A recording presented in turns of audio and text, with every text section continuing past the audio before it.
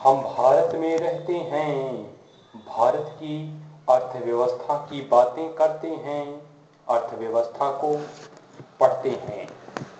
आइए, आज का विषय है राष्ट्रीय जनसंख्या नीति 2020। टॉपिक है राष्ट्रीय जनसंख्या नीति 2020। ध्यान दीजिए, फरवरी 2020 में घोषित राष्ट्रीय जनसंख्या नीति के तहत मुख्यतः तात्कालिक, मध्यावधि तथा दीर्घकालीन लक्ष्यों की घोषणा की गई। नीति के तात्कालिक उद्देश्य के तहत गर्भ निरोध की आवश्यकताओं की पूर्ति, स्वास्थ्य सुविधा संबंधी अवसंरचना एवं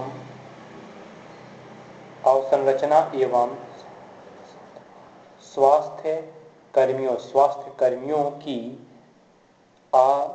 कर्मियों की व्यवस्था के साथ आधारित और शिशु स्वास्थ्य सुविधा के लिए एकीकृत सेवा प्रदान करना आदि प्रमुख लक्ष्य है। Stop point. मध्यावधि लक्ष्यों के तहत कुल प्रजनन दर को वर्ष 2010 तक प्रतिस्थापन स्तर अर्थात 2.1 बच्चे प्रति माता तक लाना निर्धारित किया गया। पॉइंट। जबकि दीर्घकालिक उद्देश्य स्तर आर्थिक विकास, सामाजिक विकास तथा पर्यावरणीय संरक्षण के स्तर पर वर्ष 2045 तक स्थिर जनसंख्या की स्थिति प्राप्त करना है। पॉइंट।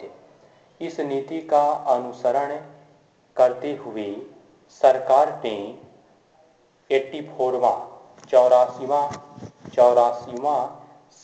संविधान संशोधन अधिनियम 2002 लागू किया, जिसके तहत लोकसभा और राज्यसभा में राज्यवार सीटों के आवंटन को वर्ष 2026 तक के लिए निश्चित कर दिया गया। Stop point.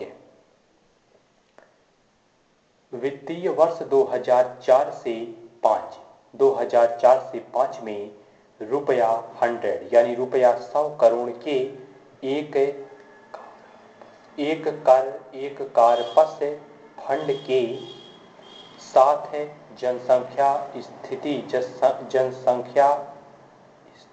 जनसंख्या स्थिरता कोष का गठन स्वास्थ्य और परिवार कल्याण मंत्रालय के अधीन एक स्वायत्त संगठन के रूप में किया गया, जिसका कार्य जनसंख्या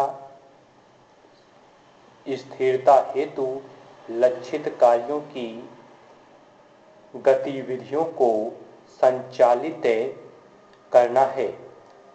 मातृत्व मृत्यु दर को प्रति 1 लाख जीवित जन्मों पर 100 से कम स्तर तक लाना, शिशु मृत्यु दर को प्रति 1000 जीवित जन्मों पर 30 से कम करना, संक्रामक रोगों के खिलाफ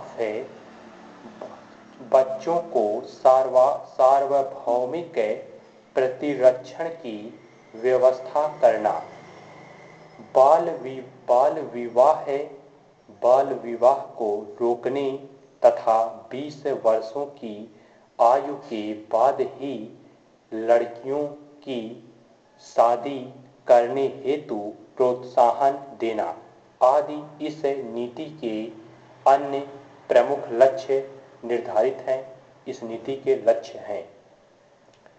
आज का विषय पूरा होता है। आधारित था अर्थशास्त्र से।